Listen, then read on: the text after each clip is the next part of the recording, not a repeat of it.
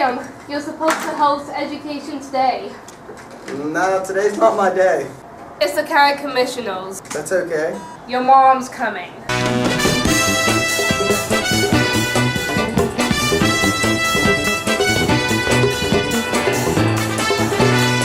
Education Today starts now.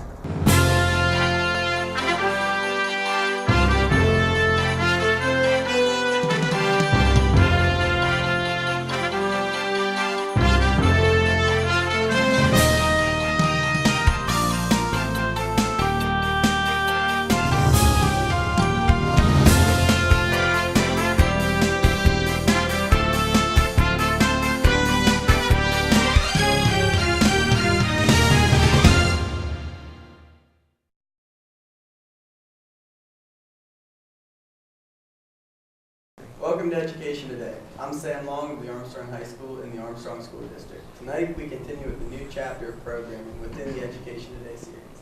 During the 2015-2016 school year, the County Commissioners approached the ASD TV studio about recording their monthly update discussions for publication on the website. This year we are taking partnership one step further and including these meetings as a part of a new series here at Education Today. Due to the importance of this information to the entire community of the Armstrong School District and the ongoing attempt to keep the district connected to the community, this was seen as a win-win for everyone. Each month we will be joined by Commissioners Pat Fabian, Jason Renshaw, and George Skamai, as well as a special guest from the county, to discuss the local updates and news coming from the Office of the Commissioners. Welcome to Education Today. Would you please introduce yourself to the viewers? Sure, Sam, and thank you. My name is Pat Fabian, Chairman of the Armstrong County Board of Commissioners. Yeah, again, thank you, Sam. My name is Jason Renshaw, Vice Chairman of the Armstrong County Commissioners. Sam, I like that name. That's my son's name. I'm George Skamai, Secretary of the Armstrong Board of Commissioners. Zane Dudak, also a student here at Armstrong. It is my understanding that you will be recognizing a few of our AHS students today. Could you please explain why? Yeah, sure, Sam. Something we wanted to do at our last public meeting was recognize all the student athletes in Armstrong County from across the county, bring them in kind of for donuts and coffee, but because of inclement weather, we weren't able to do that last week, so we wanted to hand off those certificates of recognition to some of your student athletes here today. So Zane, on behalf of the Armstrong County Board of Commissioners, we wanted to present you representing the football team with a certificate of achievement and recognition on your outstanding season this fall. So if you guys would hand that to Zane. All right, buddy. Congratulations. Thank you, sir. Thank you, guys. Hey, congratulations there. Thank you. Really appreciate it. There you go. There. So, Zane, just a couple quick questions, and we'll let you get back to class. But you know, this is just, I guess, just one more award, I guess, in your treasure chest this year. So, what's been the most enlightening thing about this past fall and this past football season? The best thing that happened this year was just, I think, winning the conference with a team that wasn't predicted to win the conference, going out and doing it in front of a great community that we have here. Their tremendous support. It was awesome to do it in front of them with a great group of guys as my teammates. Can't thank them enough. They put in the best work possible for me. So to do it and prove everyone wrong, that was probably the best part. And Commissioner, I don't know if you know this, but my brother actually is the head football coach. So looking back over Zane's past 4 years when he entered the program as a freshman, I kind of had a sideline view of this young man, and it was kind of numbing to see what he could do on the field and how you matured each year. And this year, without maybe I thought this year's team was different than years past because you were kind of the centerpiece. You guys really did roll out that blue collar mantra, and work with it, and seemed to buy into the offensive scheme this year. And it really was a team effort in a lot of ways. Would you agree? Oh, definitely. It was a total team effort. The defensive side of the ball, we were great this year, and that started from our line. We had some young players on the line, but we had a lot of mentors to help them through the year. So we all had to work as a team, especially on defense this year, to get it done. Because our offense was putting up points. We started to get going middle of the year to put up a lot of points, so our defense was holding to little points each game, and it was credit to the younger guys up front. Right. So Zane, I know this came out probably yesterday as I read it. You did select a college. You want to tell the audience what college you'll be going to next fall? Yeah, last Tuesday I committed to Yale University. When the coaches were over for a home visit, it was a pretty relieving feeling to get it all over with, but glad with the decision I made. Good. Congratulations. Thank you, sir. Yeah, congratulations. That's awesome. So, well, again, thank you for your time. And it was a joy personally for me to watch you play the last 4 years. And I know you brought a lot of joy to the community. We wanted to recognize yourself, but not only that, but the team, because like you said earlier, without those guys blocking for you, a lot of that yardage wouldn't be attainable. So, Thank you. I really appreciate it, guys. Thank you. Thank you. All right. Thank you very much, Zane, and good luck at Yale. Okay, we're going to take a quick break and be right back with more of Armstrong School District's Education Today. Success. We see it every day.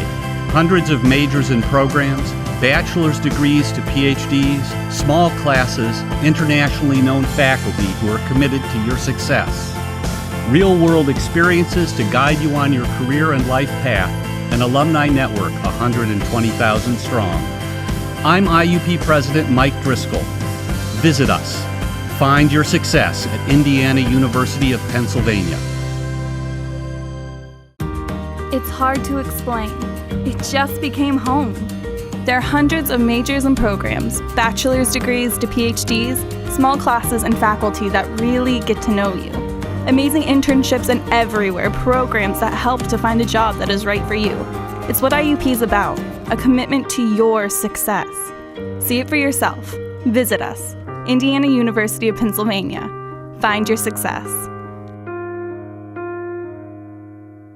The brain is a remarkable organ. It's almost infinite in its capacity. Its ability to reach its full potential is limited by only one thing: the heart. For if the heart isn't fully engaged in what you're doing, if you have no drive, no passion, the brain will simply go through the motions. Find your success at Indiana University of Pennsylvania. All your professors, all of them, they know that all it takes is one dreamer with passion, one person, and they hope in each of you that you might be that one who makes a longer-lasting light bulb, who writes music for the ages, who reaches into the mind and discovers a new star, and who can change the world of a fifth grader. We're gathered here to hope in you. Welcome back to Armstrong School District's Education Today. Tonight we are talking with the county commissioners about their December updates. I understand that tonight's primary topic of discussion is the 2017 budget. What can you tell us about that? Well, Sam, the Board of Commissioners at last Thursday's public meeting passed the 2017 budget, which we pledged about in July that we were going to start meeting with elected officials and department heads, and we dug our feet in the sand, so to speak, and we were committed not to raising taxes. So we did bring our special guest tonight, which we need to introduce, Jen Long. She's the Assistant Director of Administration and our financial advisor as well. So Jen kind of updated the public last Thursday, and we thought that it would be best that she could do that today as well. I sure can. Yeah, like you said, we've been working on this budget since August, and we finally pulled it all together here.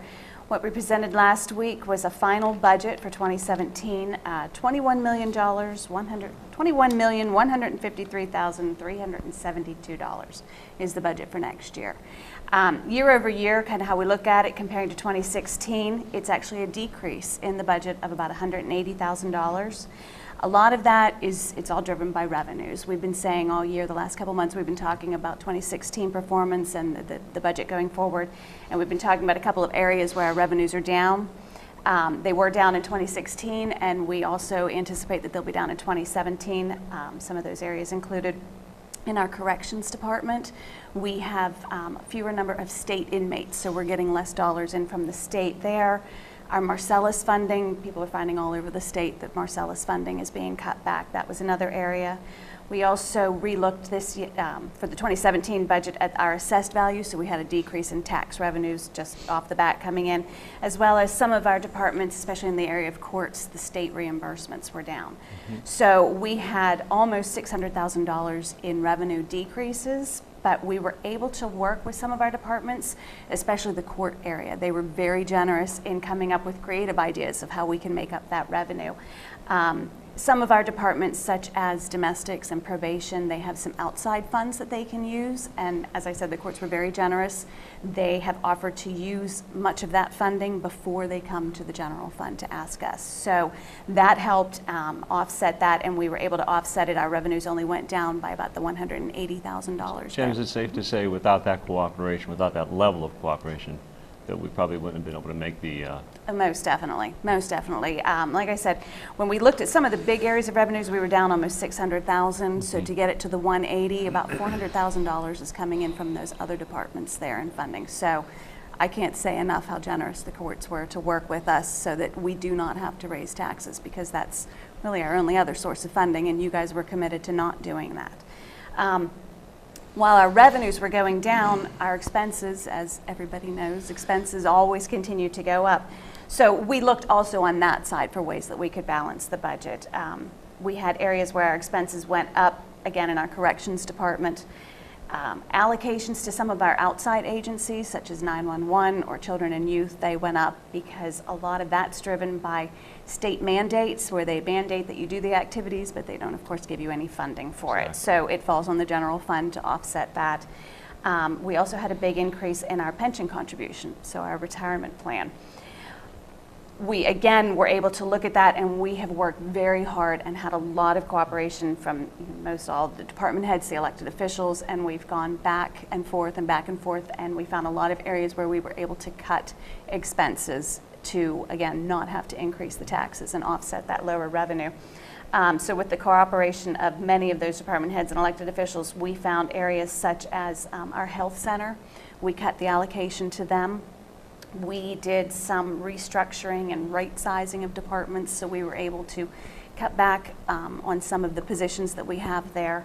We also had a decrease in our health care.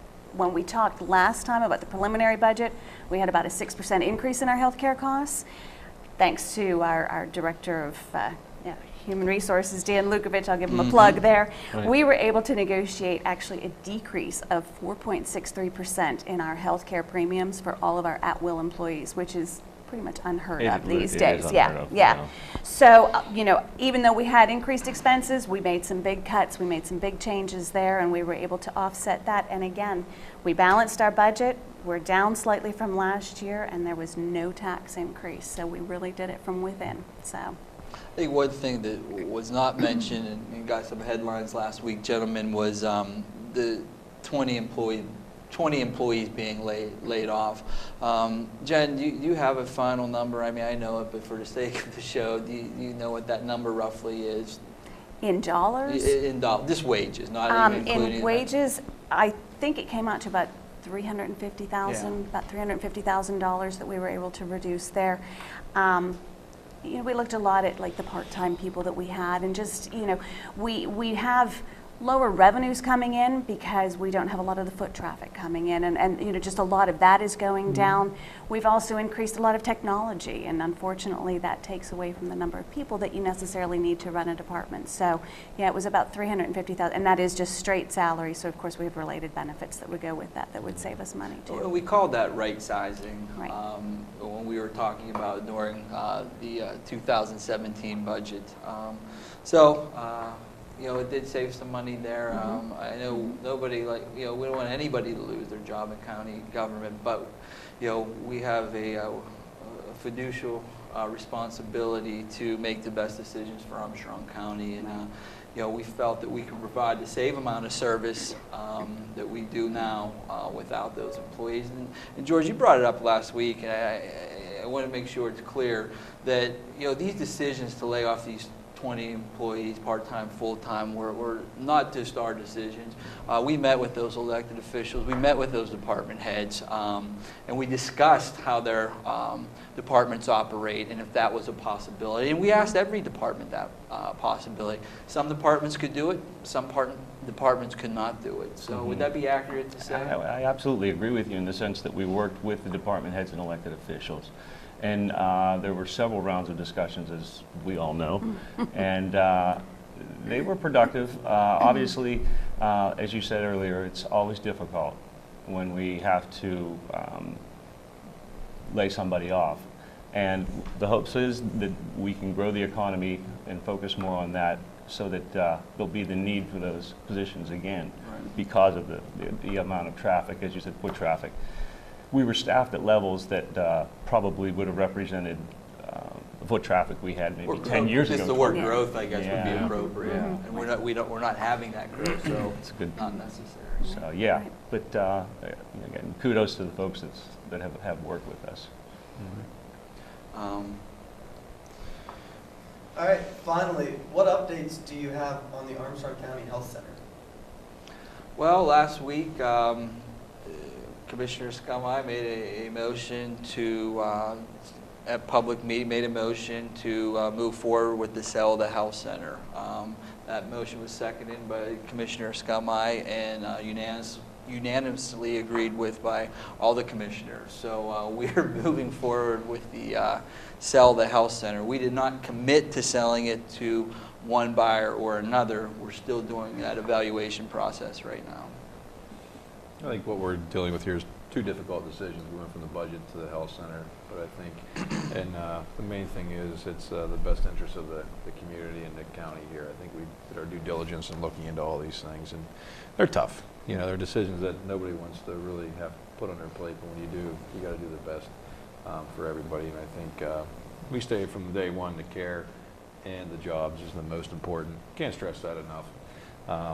You know, whether side of the spectrum you're coming from, you know, we understand that, but I think, you know, we've done our due diligence, brought a team along, and it wasn't just our sole decision. And these are things that we've been looking at as myself as a taxpayer for years, and also coming into it, looking into it more deeply. So it wasn't just the first few months that we looked at this. I know myself, it's been an ongoing, you know, kind of a learning curve here to see, say, you know, what's going on here, where's the money going, what are we paying on? And it comes down to basically, you're pretty much the state's got a lot of restrictions. There's a lot more to the puzzle here, but I think what we're facing, you can carry it from here. I can tell you from experience in working with the other boards of commissioners, the two previous, there were discussions even then about this. The storm was on the horizon. I think everybody knew that was the case as far as the financial status and the amount of money it would take to continue operating that at just the level it is, and that is without any capital improvements. That's probably tightening down on wages and of course maintaining patient care.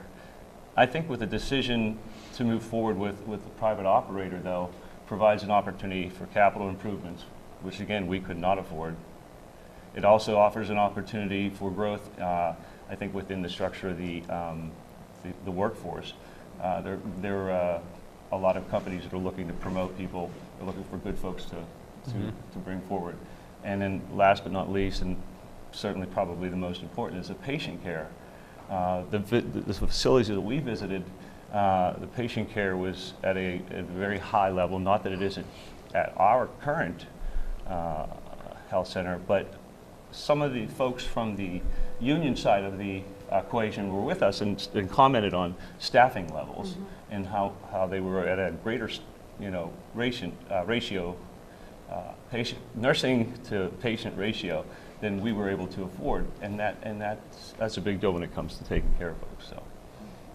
Yeah, I know, George, I agree with a lot of what you said, and Jason as well. I mean, this has been exhausting. We're talking about 11 months of looking at this health center inside and out, looking at all the paths, and we're still looking at a few right now, to be fair. But I think the decision last week was basically a financial decision. We could no longer, as a county, afford to dump money or pay for the upkeep of the health center. And there is no capital in the 2017 budget. When we looked and talked to two bidders, as George said, they can put in the capital. Both bidders had worked with the SEIU, which was a concern from the union side of things. I'll be honest, my biggest fear at the end of the day was that if we didn't take action, that the doors would be closed and the patients would be on the street. Hypothetically, if a boiler went next week, I use this all the time, we don't have the money to fix that boiler. And typically those doors could be shut and those patients could be on the street. This way, the patient care remains the same. The taxpayers aren't given that burden with a tax increase to maintain that care, and a company can come in to do those improvements. And one thing that we often don't talk about, which was really not important but kind of a bonus, the building is back on the tax rolls for the school district, for the county, and for Kittanning Borough. Yeah. That's a very good point. Well, that's it for our show today. We'd like to thank our guests, Mr. Pat Fabian, Mr. Jason Renshaw, and Mr. George Skamai, and of course my mom, Jen Long, the Armstrong County Commissioners, Director of Admission, for joining our show tonight. Our thanks also goes out to our TV production students of Armstrong High School, led by their teacher, Mr. Don Swanson. They were our film crew today. This program will be aired in the usual time slot for Education Today on Comcast cable stations, as well as published on the County Commission website. Please join us again next week for another look at the Armstrong School District. DVDs, copies of this, and all Education Today programming can be requested by contacting Chris Garetano,